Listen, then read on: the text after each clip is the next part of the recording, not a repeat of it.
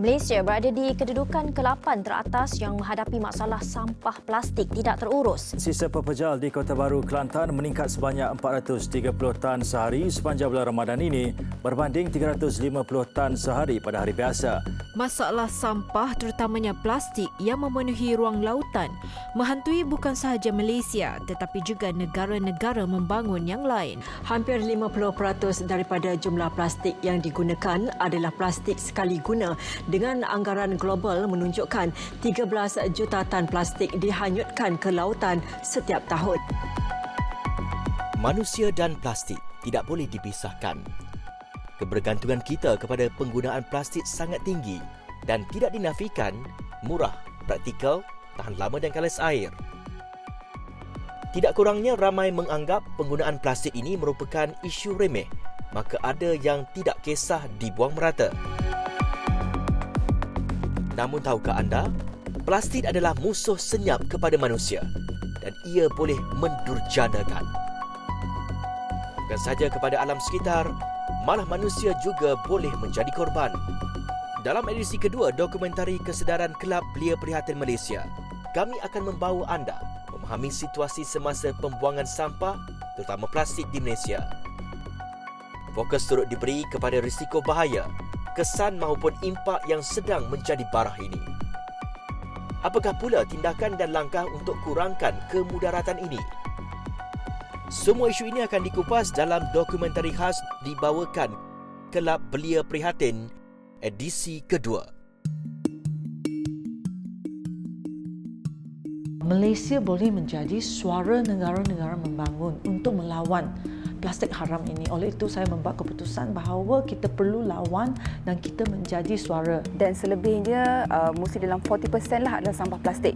Sampah plastik paling banyak lah, styrofoam, helmet, semua plastik-plastik jenis macam itu. Pencemaran plastik ini satu daripada krisis planetary yang sangat-sangat besar yang kita menghadapi sekarang. Dijangka dalam 9 bilion tan plastik yang kita sebutkan di Pacific Garbage Patch. Macam satu pulau plastik yang mencemarkan alam sekitar kita.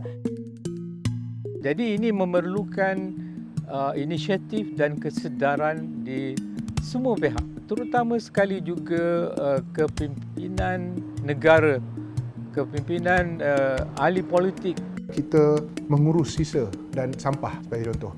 Kita telah mengambil satu teknologi daripada Finland yang it's called Smart Deep Collection System. Tahukah anda, rakyat Malaysia membuang sebanyak 36,699 tan sampah setiap hari. Ini bermakna setiap rakyat Malaysia membuang sebanyak 1.17 kilogram sisa pepejal secara purata. Sekiranya ini berlarutan, tak mustahil pandang kiri, pandang kanan akan kehilatan sampah. Yang menjadi mangsa adalah alam sekitar termasuk sungai. Kami di Kelab Belia Prihatin berkesempatan untuk ke Sungai Kelang, salah satu daripada 50 sungai terkotor di dunia beberapa tahun lalu. Kami berkesempatan untuk mendapatkan Selangor Maritime Gateway SMG untuk mengetahui maklumat lanjut mengenai sisa pepejal plastik.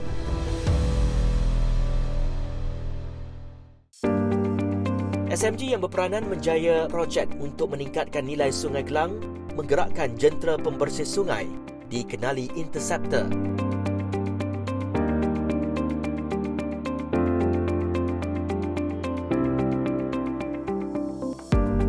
Inilah Interceptor yang merupakan sumbangan daripada kumpulan rock popular dari Britain Coldplay yang menaja mesin perangkap sampah dinamakan Interceptor. Difahamkan Malaysia merupakan negara pertama yang menerima sumbangan tersebut dan menggunakan mesin perangkap sampah dengan kendalian NGO di Ocean Cleanup. Interceptor 005 ini memulakan operasi di Sungai Kelang pada 2021, mampu memerangkap hingga 100 tan sehari sampah terapung yang dibuang ke dalam sungai sebelum sampai ke laut.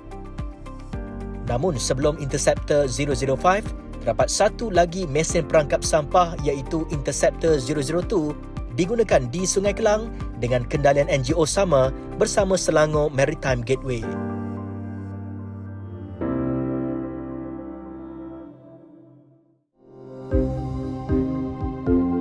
Sepanjang 56 km Sungai Kelang ni, kita ada memasang 7 perangkap sampah dan 2 interceptor, termasuk interceptor yang di belakang saya inilah. Okey, kalau in totality, pungutan sampah kita telah berjaya memungut sampah daripada 2016 sehingga tahun 2023, Mac 2023, anggaran daripada 10,000 ke 16,000 tan metrik untuk setahun. Dan untuk sebulan anggaran dan 1,000 tan metrik sebulan lah.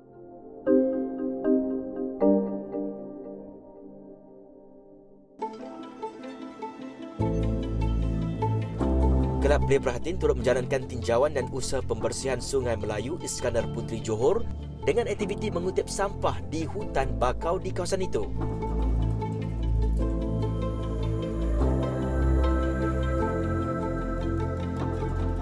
Sungai Melayu yang berada dalam kawasan seliaan pembangunan oleh Iskandar Investment Berhad IIB ini tidaklah seperti sungai-sungai lain. Walaupun kedudukannya di tengah kawasan pembangunan IIB. Namun tidak dinafikan, sampah-sampah yang berjaya dikutip turut mengandungi bahan plastik yang dibawa dari hulu ke hilir. Impaknya akan mengalir terus ke laut sekiranya tiada tindakan diambil. Namun bagaimana pula dengan sungai-sungai yang lain, terutama sungai yang tidak diurus dengan baik oleh pihak berwajib? Pastinya satu situasi pencemaran yang sukar untuk kita hadap.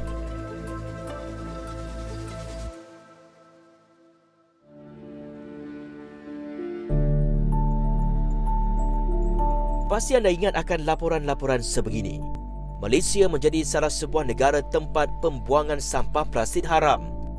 Ia bermula apabila China menutup sempadannya, tidak lagi menerima sampah plastik untuk dikitar semula di negara itu, yang aktiviti ini dijalankan oleh perusahaan haram. Jelas mantan Menteri Tenaga, Teknologi, Sains, Perubahan Iklim dan Alam Sekitar Yeo Bee Yin yang juga ahli Parlimen Puchong. Apabila ini berlaku, sindiket ini menyasarkan negara-negara berdekatan dan Malaysia tidak terkecuali. Kerajaan di negara-negara maju, mereka pun tak tahu ada benda macam inilah. Kalau you keluar daripada negara mereka, pergi ke negara lain, plastik itu dikitar semula secara haram. Mereka ingat semua ini keluar, dia pergi kitar semula dengan baik. Oleh itu, negara-negara maju ini juga shocking terdapat berita ini. Oleh itu, saya rasa ini adalah satu loophole dalam recycling policy di negara-negara maju. Selepas kita mengangkat isu ini di international media, negara-negara maju ini dalam recycling policy mereka telah pun memperbaiki recycling policy mereka untuk memastikan bahawa apabila sisa-sisa plastik ini mereka dikutip dan diekspor, sisa plastik ini betul-betul dikitar semula dengan cara yang baik dan mesra alam di negara-negara lain. Jelasnya terdapat kelemahan dari sudut polisi dan perundangan di negara-negara maju. Jelasnya dengan tindakan berani dan lantang itu, Malaysia menjadi suara dalam komuniti negara-negara membangun dan sedikit sebanyak dapat menyelesaikan masalah sampah haram di Malaysia. Dalam babak seterusnya, kami akan membawakan kemudaratan plastik ini. Bukan saja alam menjadi mangsa, manusia juga boleh menjadi korban seterusnya.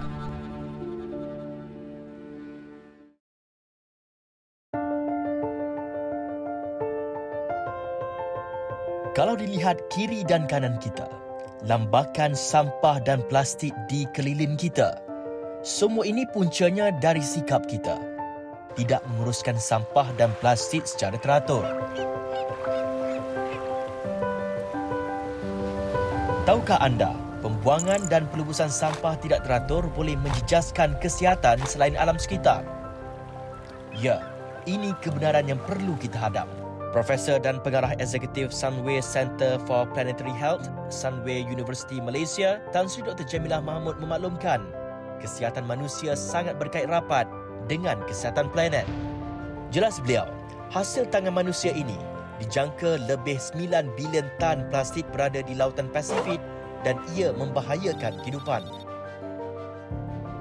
Dan ini adalah sangat berbahaya kerana bukan saja plastik itu nombor satu menjejaskan kehidupan haiwan dan sebagainya dan tumbuhan di dalam laut, tapi yang menjadi punca makanan kita, tapi juga mikroplastik bila plastik ini pecah dia menjadi kecil, dimakan oleh ikan dan sebagainya, dan bila kita makan pun kita dapat mikroplastik itu.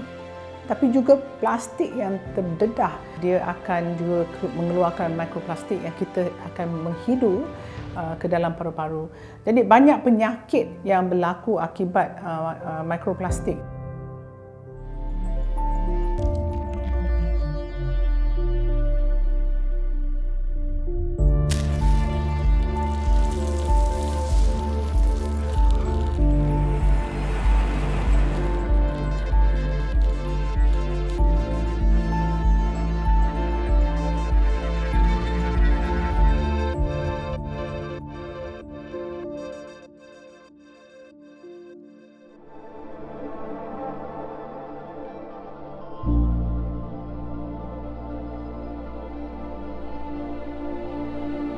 Mikroplastik ini boleh melalui susu ibu. Mikroplastik ini saya sebutkan dihidu, bukan saja dimakan di udara. Jadi bila plastik itu terbiar pun dia akan hidu, dan akibat ni banyak masalah kesihatan. Misalnya ada kaitan dengan ketidaksuburan terutama kaum lelaki. Ada kaitan dengan penyakit paru-paru di mana ia boleh menyebabkan gejala-gejala paru yang sangat serius. Mungkin juga ada sekarang yang barunya ada kaitan dengan obesiti. Maknanya mikroplastik itu sendiri boleh menyebabkan obesiti. Dan juga kita tahu plastik itu toksik dan mungkin akan akibat lama ialah ada long term ialah kanser dan sebagainya. Selain aspek impak kepada kesihatan, aspek alam sekitar sudah pasti paling terima tempias susulan pembuangan sisa plastik dan sampah tidak terurus ini. Menurut ahli Lembaga Pemegang Amanah Lestari Alam Profesor Tan Sri Zakri Abdul Hamid, kegiatan manusia tidak lestari akan terus mengancam kepupusan haiwan maupun tumbuhan. Nature would still go on, tetapi manusia kalau menggugat nature, alam semula jadi, dia punya dampak ataupun impact dia tu akan kena juga kepada manusia. Sekarang kita lihat ekosistem services yang memberi kita air, makanan, udara yang bersih, semua tu telah terancam. 60% daripada ekosistem services ini, perkhidmatan ekosistem telah tergugat. Jadi kalau kita teruskan amalan rakus ini, nanti tahap itu akan lebih tinggi dan mengancam survival manusia. Itu dari segi global. Sebagai orang Malaysia, kita juga ada tanggungjawab. Tapi di peringkat nasional, di peringkat kebangsaan, di peringkat lokal, kita juga ada tanggungjawab. Apa yang dipanggilkan orang think global, yang kita fikir global but act local. Itu tepat sekali. Setiap rakyat, kecil besar, tua muda, ada tanggungjawab masing-masing untuk hidup secara sustainable ataupun lestari. Jelas beliau, kesedaran dan tindakan perlu bermula dalam keadaan segera. Sekiranya tidak, alam sekitar pasti akan terus disakiti. Inisiatif dan kesedaran di semua pihak, terutama sekali juga kepimpinan negara, kepimpinan ahli politik nombor satu. Kalau tak ada political commitment tu, orang biasa macam kita ni kurang sikit nak memberikan kita punya iltizam.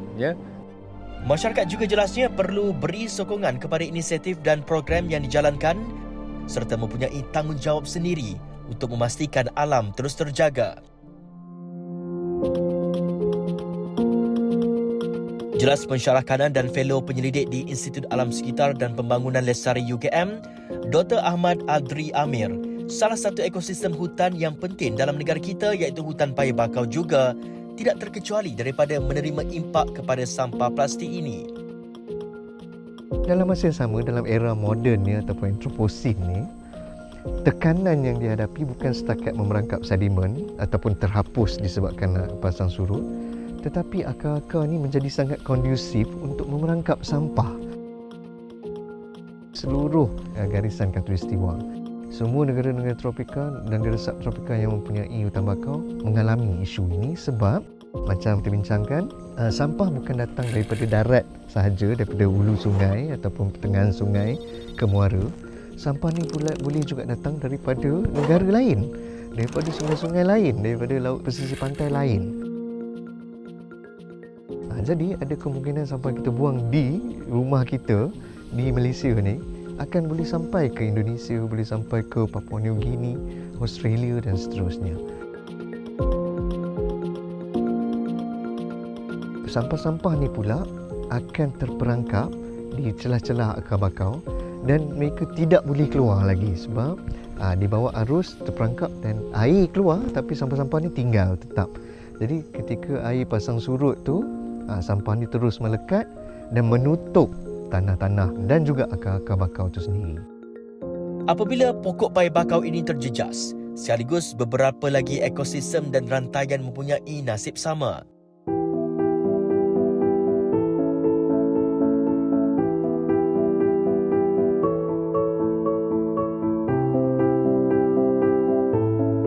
Jadi bila berkurangannya hutan bakau, bila merosotnya letupan hutan bakau, jadi fungsi-fungsi ataupun ekosistem services, perkhidmatan ekosistem yang disediakan oleh hutan bakau kepada manusia dan juga kepada alam akan juga terganggu.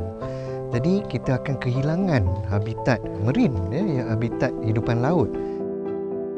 Ilmu yang semakin kita tahu sekarang adalah peri pentingnya hutan bakau ni sebagai penyerap karbon yang paling unggul.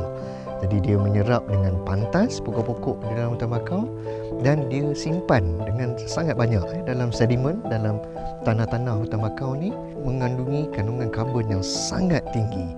Jadi kalau kita sebuah negara yang memainkan peranan sebagai global player, pemain antarabangsa, kita berpeluang sebab kita mempunyai lebih 600,000 hektar kawasan hutan bakau yang keseluruhannya menyimpan berjuta-juta tan equivalent of carbon dioxide dalam sedimen, dalam tanah hutan bakau. Jadi kita kena ambil peluang ini, kita kena ambil peranan ini sebagai global player. Kita lindungi hutan bakau yang kita ada sekarang.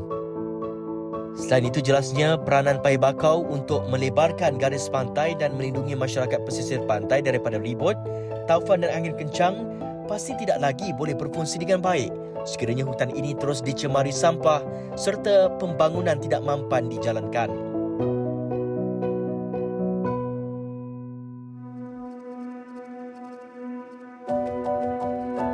Itulah kesan sekiranya pasir ini tidak diuruskan dengan baik.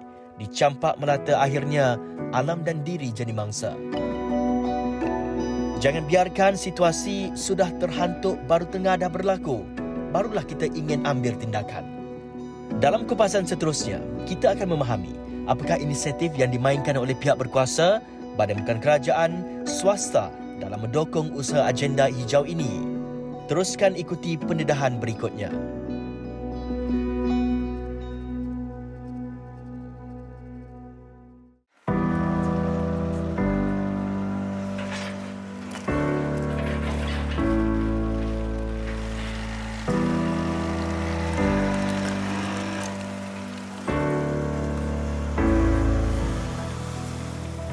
Kita perlu bergerak sekarang, ambil tindakan segera. Tindakan pastinya terarah kepada usaha mengurangkan penggunaan plastik ke arah satu gaya hidup yang mementing alam sekitar. Pihak kerajaan, pihak swasta dan juga pengguna perlu bekerjasama dalam memastikan perkara ini dapat diselesaikan. Saya percaya pencapaian maklumat yang jelas hasil daripada kolaborasi semua pihak ini akan dapat untuk memberi pendedahan dan juga maklumat yang jelas kepada pengguna khususnya untuk mereka mengubah dan juga memilih gaya hidup yang lebih mampan. Kerana ini sangat penting untuk kita mengubah masa depan. Selain bahan plastik, bahan sukar terurai juga turut menjadi fokus. Bagaimana kita boleh memainkan peranan dalam memberi kesedaran dan menggerakkan satu gerakan kitar semula secara baik. Dengan data yang kita ada, at global data that we studied that thoroughly and also the Malaysian data that we are very privileged to receive from our government, So we have decided that this is the right time for Malaysia to have a specific movement to catalyse the textiles and clothing circular economy in Malaysia, di mana kita punya sasaran adalah number one is that to create awareness that unwanted fabric should be rethink, reduce, reuse, repurpose and recycle. Sebab pengetahuan tu kurang mendalam di Malaysia.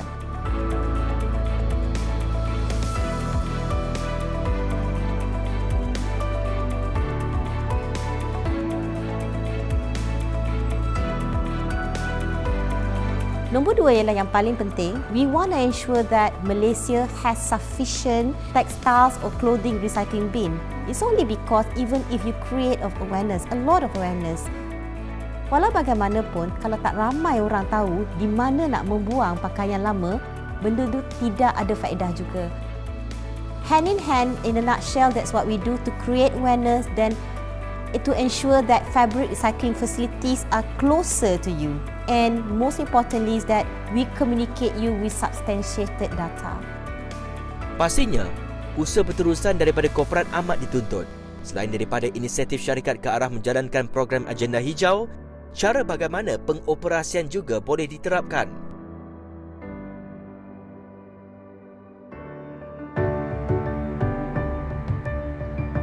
I think for us to take this ESG to the next step is looking into how can we use technology to help us achieve these ESG policies. This is also why we exist. As I mentioned before, we provide sustainable technology solutions because I really believe technology should be used to help us achieve this sustainability. So apart from just looking at the policy, in terms of execution, why don't we look into technology that is already out there, is really available, but all we have to do is just put that sustainability lens to it to help us achieve the ESG goals. And I think that's very important lah, because as you know, I think in terms of blueprint, we are very good at doing blueprint, but when it comes to the execution, it's a bit slow. And I understand maybe the workforce or the people in the execution level is not well equipped yet. And that's why training and smart technologies are very crucial in terms of executing these policies very well. Yang pasti pembangunan yang mampan dapat memastikan kelangsungan kawasan-kawasan hutan terus bernafas dan tidak dimusnahkan.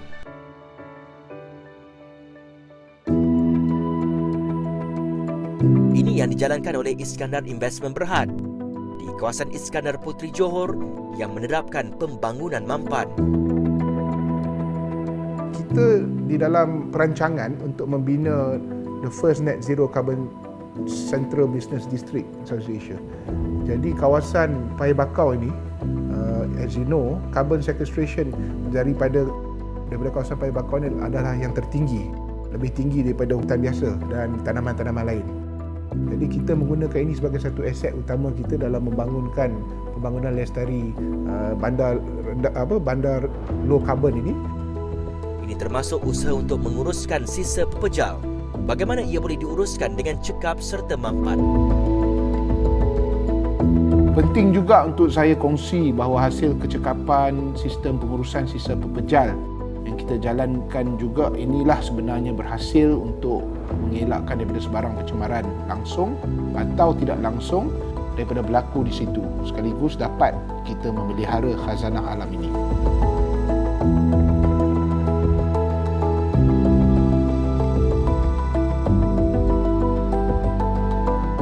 Dengan membangun pembangunan secara terancang, memelihara serta memulihara alam, pastinya pembangunan di kawasan Iskandar Puteri ini boleh dijadikan contoh sebagai sebuah pembangunan lestari.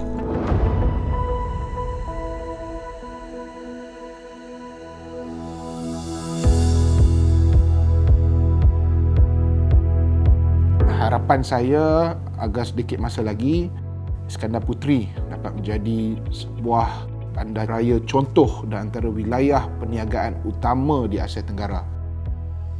Bukan sahaja melalui penyediaan dan pembangunan infrastruktur fizikal serta peluang pekerjaan, tetapi yang perlu ditekankan juga adalah satu sudut pandang penjagaan alam sekitar sekaligus menjadikan Iskandar Puteri ini sebagai bukti bahawa alam dan manusia boleh hidup bersama secara harmoni. Ini juga akan menjadikan Iskandar Puteri sebagai satu destinasi pelaburan yang terbaik dan yang unik di Asia Tenggara. It is our responsibility to prioritize sustainable development that safeguards the well-being of Mother Earth. Pastinya kesemua tindakan ini sekiranya diambil dalam keadaan segera, kita menjanjikan dunia yang baik untuk diduduki bagi generasi akan datang. Walau sekecil usaha kita dalam menjaga alam, kesannya sangat signifikan dalam jangka panjang.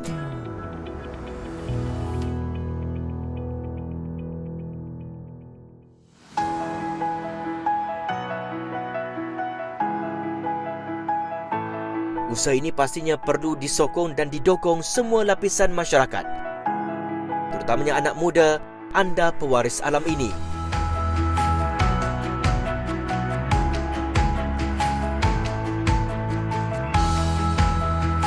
Sebagai penggerak belia, Kelab Belia Prihatin sentiasa mengharapkan kerjasama anak muda.